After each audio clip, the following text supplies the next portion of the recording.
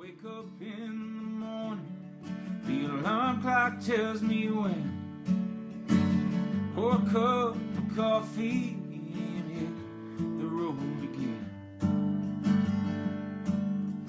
Find the nearest freeway, yeah, I got places to be.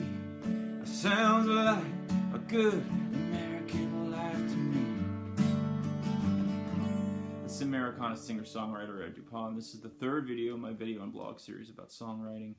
You can find the blog that accompanies this video linked below, and I suggest checking it out because I get into much more detail about this topic. And the topic is getting out of the esoteric of the last 2 weeks, and although remaining slightly esoteric, really starting to focus more on songwriting. And that's perception, or the ability of other people to relate to your songs or see their own life experience reflected back to them, which is what we want, right? I love getting lost in songs. I live for it. So when I can't do that, I notice why. And as a songwriter, I seek to avoid the things I notice.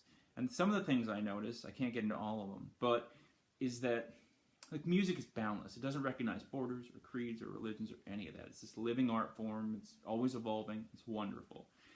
So if you set out to write a song that's divisive by nature, let's say it's about religion or politics or a race team that you like, I don't know, but understand that that song, by the very nature of how you've written it, subdivides its audience.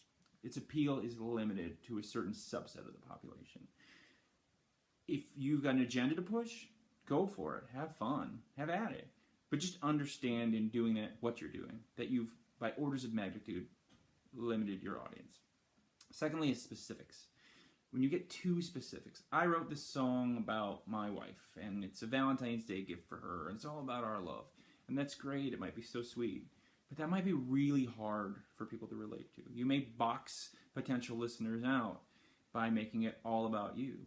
To me, an authentic song and a good song is a song that's incredibly vulnerable and adequately general.